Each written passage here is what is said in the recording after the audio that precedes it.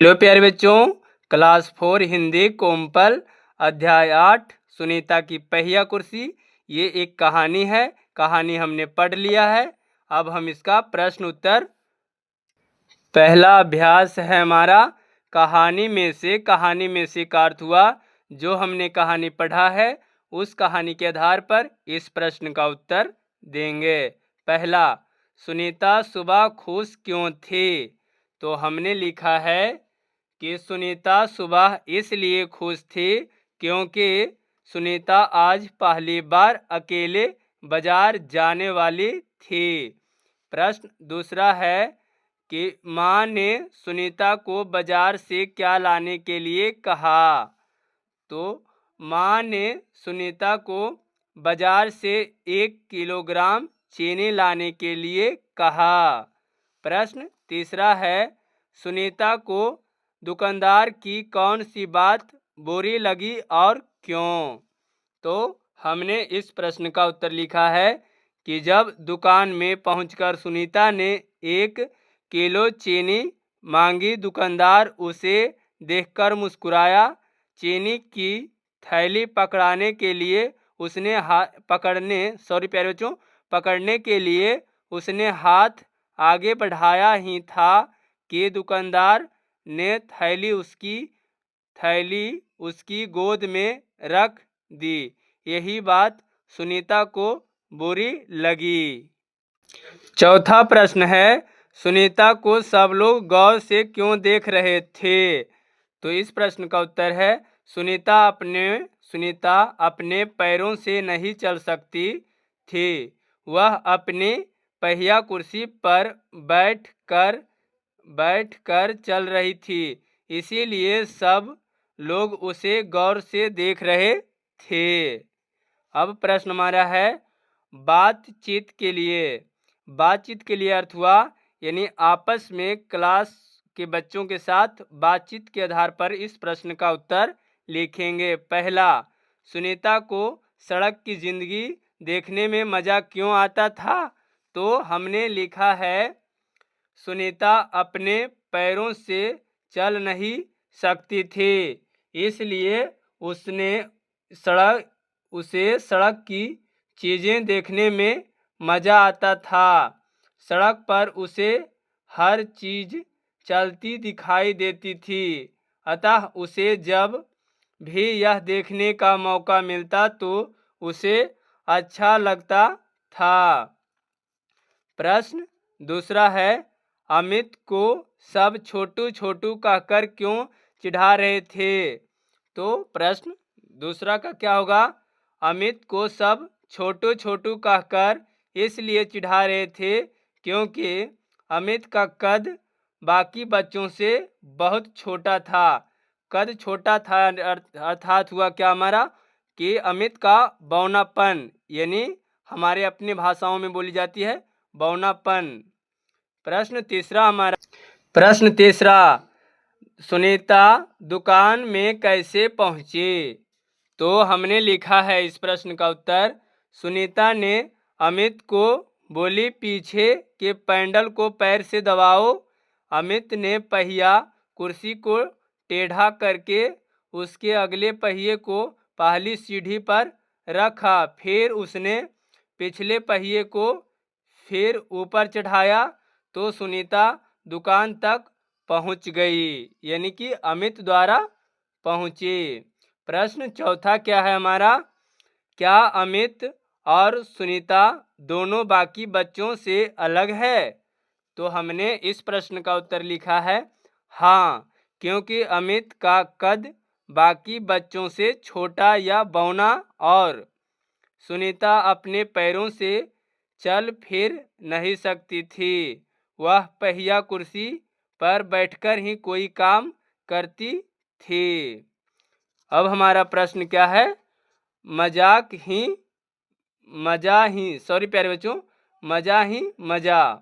पहला, सुनीता को सड़क की जिंदगी देखने में मज़ा आता है।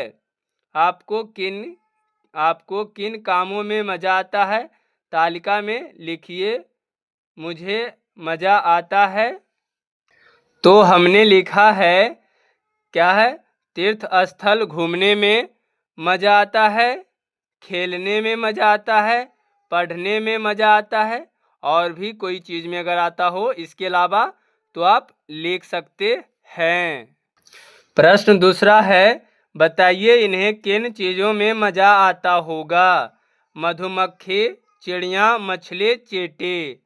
तो हमने लिखा है मधुमक्खी को मध को चूसने में मज़ा आता है, चिड़िया को उड़ने में मज़ा आता है, मछली को तैरने में मज़ा आता है, चींटी को कतार में चलने में मज़ा आता है।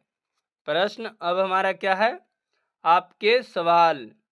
नीचे दिए गए अंश को पढ़कर कोई 3 सवाल बनाइए। माँ ने मेज पर नाश्ता लगा दिया था। माँ अचार की बोतल पकड़ाना, सुनीता ने कहा। अलमारी में रखी है, ले लो, माँ ने रसोई घर से जवाब दिया। सुनीता खुद जाकर अचार ले आई। नाश्ता करते करते उसने पूछा, माँ बाजार से क्या क्या लाना है? 1 किलो चीनी लानी है, पर क्या तुम अकेले संभाल लेगी? पक्का, सुनीता ने मुस्कुराते हुई कही। तो इसमें क्या है? आपके सवाल, यानी आप प्रश्न पूछिए। तो 1, 2, 3। तो हमने लिखा है पहला, नाश्ता कौन मेज पर लगा दिया? तो माँ ने लगाया, ये एक प्रश्न है। दूसरा, सुनीता को बाजार से क्या क्या लानी थी, यानी कि क्या क्या लानी थी? तो उसे चीनी लानी थी। तीसरा, किसने किससे बोली, अलमारी में रखी है, ले लो? तो माँ ने सुनीता को बोली कि अलमारी में रखी हुई है, ले लो। उसके बाद क्या हमारा है? मैं भी कुछ कर सकती हूँ। पहला, यदि सुनीता आपके विद्यालय में आए तो उसे किन किन कामों में परेशानियाँ आएगी? यानी जो सुनीता थी उसकी पैर से वे विकलांग थी, अगर वे आपके विद्यालय में आएगी तो उसे क्या क्या परेशानियाँ होगी, ये आप बताइए। तो हमने लिखा है, यदि सुनीता हमारे विद्यालय में आए तो उसे निम्नलिखित कामों में परेशानियाँ होगी। पहला, विद्यालय सीढ़ी पर चढ़ने उतरने में। दूसरा, बच्चे के साथ खेलने में। तीसरा, शौचालय जाने में। चौथा, किसी प्रोग्राम में भाग लेने में। पाँचवा, विद्यालय आने जाने में सुनीता को परेशानियाँ होगी। दूसरा क्या है हमारा, कि उसे यह परेशानी ना हो, इसके लिए अपने विद्यालय में आप क्या क्या कुछ बदलाव कर सकते हैं? तो क्या आप बदलाव कर सकते हैं? तो कुछ हो भी सकता है प्यारे बच्चों, और नहीं भी हो सकता है, क्योंकि अब हमारे विद्यालय में सीढ़ियों की जगह लिफ्ट अगर लगाई जाए तो हो सकता है। ऐसे तो इसका हो सकता है, आप लिख सकते हैं नहीं। प्रश्न उसके बाद क्या है? भाषा की बात। पहला, पाठ में से 3 शब्द छांटकर लिखिए। संज्ञा, सर्वनाम, क्रिया, विशेषण। यानी जो आपने कहानी पढ़ा है उस कहानी में संज्ञा क्या है, सर्वनाम क्या है, क्रिया क्या है, विशेषण क्या है। तो हमने लिखा है कि संज्ञा सुनीता, अमित, माँ, सर्वनाम मैं, वह, उसे, क्रिया उठी, बैठी, जाना, विशेषण छोटा कद, टुकुर टुकुर देखना, उदास होना। ये सब क्या है? विशेषण है। दिए गए उदाहरण की तरह लिखिए। प्रश्न दूसरा क्या है हमारा? दिए गए उदाहरण की तरह लिखिए। जैसे माता, पिता, काका, चाचा, मामा, लड़का। तो हमने लिखा है इस प्रश्न का, माता, पिता, काका, काकी, चाचा, चाची, मामा, मामी, लड़का, लड़की, सुनार, सुनारिन, लोहार, लोहारिन, लेखक, लेखिका, गायक, गायिका। प्रश्न तीसरा हमारा है, प्रश्न तीसरा है, नीचे दिए गए शब्दों को पढ़िए, इनमें क्या अंतर है? जैसे ये सांस और ये सास, बास, बांस, कांटा, कांटा। तो इसमें क्या अंतर है ये आप बताइए। तो इसमें अलग अलग अंतर है। जैसे सांस, हम जो सांस लेते हैं नाक से, ये क्या है? सांस लेना। और एक सास है कि पति की माँ या पत्नी की माँ, ये क्या होती है? सास। उसके बाद क्या है? बांस। बांस एक पेड़ होता है। बास सुगंध। काटा, काटा का अर्थ होता है नुकीली वस्तु या बेल का काटा या फूल का काटा। काटा, काटा का अर्थ हुआ इसमें कि अलग अलग करना, खंड करना या अलग करना, कोई भी चीज को अलग करना या खंड में बांटना, उसे काटा कहेंगे। ये हमने सभी का अंतर अलग अलग समझ लिए हैं प्यारे बच्चों। अब हमारा क्या दिया हुआ है? दिए गए वाक्यों को सही शब्द से पूरा कीजिए। पहला, जंगल में क्या है? तो बांस ये होगा या ये होगा, आप लिखिए। तो हमने लिखा है इसमें कि जंगल में बांस के पेड़ थे। खा, सुनीता के पैर में कांटा चुभ गया, यानी कांटा इस तरह लिखाएगा। सारे हाथी कहाँ चले गए, यानी कहाँ, ये वाला भरना है। मधु की सांस फूलने लगी थी। रा, माँ ने कहा आज बारिश आएगी। ठीक है प्यारे बच्चों। अब हमारा क्या है? प्रश्न चौथा, एक अनेक। तो हमने इस प्रश्न में क्या करना है? पहला, रेखांकित शब्द को सही रूप का प्रयोग करते हुए वाक्यों को दोबारा लिखिए। पहला, सुनीता ने माँ से झोला लिया। सुनीता ने माँ से झोले लिए, यानी एक शब्द को अनेक शब्द में लिखेंगे। खा, तो हमने इस प्रश्न का उत्तर लिखा है, अलमारी में अचार की बोतल रखी थी। तो अलमारी में अचार की बोतलें रखी थी।